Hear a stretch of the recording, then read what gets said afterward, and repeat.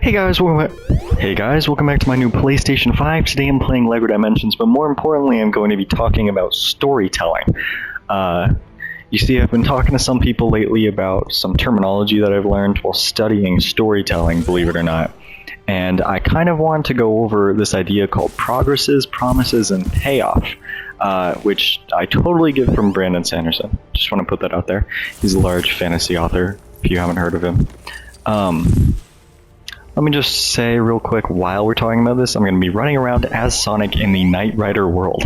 I know that's very obscure, but I really like running around as Sonic, and I don't know anything about Knight Riders, so I feel like I'm not spoiling the experience for myself by only being half, paying attention, you know what I mean? Also, it's a really beautiful world with a lot of roads, so I feel like Sonic should be pretty fun to run around in. Anyways, Brandon Sanderson, in his course, which he does have readily available online on YouTube for free, which is just amazing, can I say, does pitch this idea of, oh, by the way, this is going to be so laggy. That's not his idea. He does pitch this idea of promises, progress, and payoffs, so that at the start of every story, and I do think this is going to loop back to even being important how you live your life in a multitude of ways.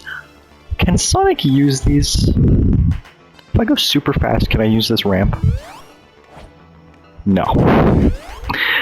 I do think you're going to end up seeing how a lot of this can apply to your daily life. I feel so ADHD right now. So...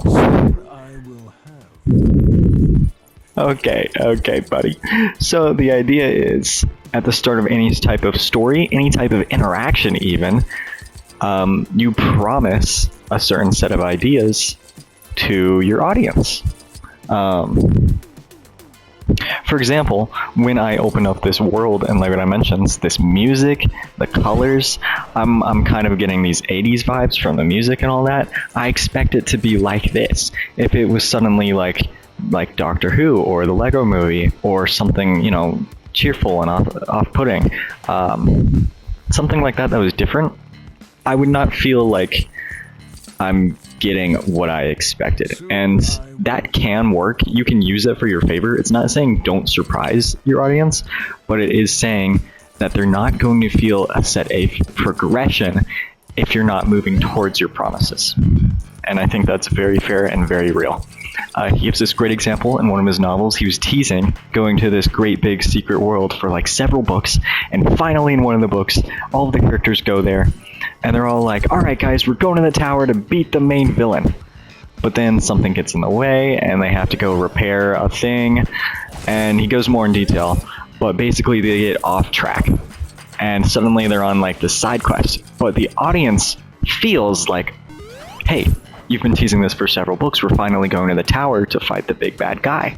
But the author knows that's not where they're ending up. And there's this dissonance here of, hey, you told us we were going there, but now we're off on this annoying little side quest. And yet, in reality, the author's trying to give them the story where they've guys, finally, we made it to the big bad world. What the frick? And it creates this weird thing where, this is a cool thing, it's great, but the audience, oh crap. The audience is so bored because it's not what they were promised. They're almost irritated. And I think if you're trying to think of, I don't care, man. Devin Miles. No. I think if you're trying to think of situations where you could apply this to your own life, consider being in traffic. You're like, oh man, I'm going to the mall. I can't wait to go to the mall and buy a boba tea. What do people do? I don't freaking know at the mall. And so you get in the car and you're thinking of all your favorite boba tea flavors, and then you're stuck in traffic. And then you're stuck in traffic. And then you're like, okay, finally, now we can get moving forward. And you go 1 minute, and then bam, more traffic. And there are definitely other reasons why that can be frustrating. You definitely feel a lack of control, but also there is a sort of unfulfillment towards that promise mentally. You're expecting one thing, and then you're getting something that's so much different. If you really like traffic and you decide one day, I think it'd be nice to just kind of sit in traffic. And then you get in your car, and then you get some traffic. Aren't you going to be so much more delighted? That's such a stupid example. But yeah, payoffs are like the least important thing in my opinion. They definitely matter, especially for the long term, and especially for being satisfied consistently, and in storytelling, of course, for bringing your audience back, and for feeling like they can look back at the whole thing like that was worth it. But the sense of progress is what keeps them going. It's what keeps them motivated. It's what holds their attention, and that's almost more important. I think if someone can sit down and read your entire book and think that wasn't very good, that's still more of an accomplishment than them not finishing, in my opinion. It could be more harmful, but point is, yeah, getting someone's attention for that long is a difficult thing to do. Anyways, that's the bulk of what I have to say about promises, progress, and payoffs. So think about it in life. Sometimes if you're ever really bored, think about, hey, what was I promised today? And sometimes think about what subconsciously you promised yourself. Think about the expectations that you're setting and how that impacts your experience with anything you do. You know, if I'm a college student, if I go into a class thinking, oh man, this is a class about dinosaurs, I can't wait to freaking learn about dinosaurs. And then we spend most of the class talking about radioactive dating, real story, then maybe I'm going to be like, this is kind of boring. Even though radioactive dating really isn't that boring. But if I expected that was going to be the lesson that day, I might have enjoyed it a bit more. Truthfully. You could think about it in storytelling as well. If you're talking about writing a movie or directing a film, or even in music especially, I think there is when we're talking about entertainment too, there is a thin line, because you do want to surprise your audience sometimes. You do want to set expectations so that you can destroy them. But there's a difference between defying expectations and completely breaking your promise. Does that make sense? Like if someone sits down for Scooby-Doo, defying their expectations would be like, oh, but it's actually a romance too. And then if you do that well, then that can still subvert their expectations in a way that's fulfilling and interesting, and even superior to just sticking to what you have. Shut up.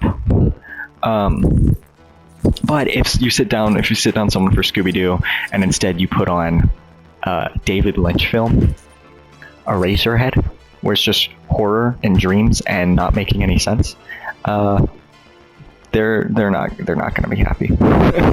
But that's because it's a David Lynch film. Rest in peace.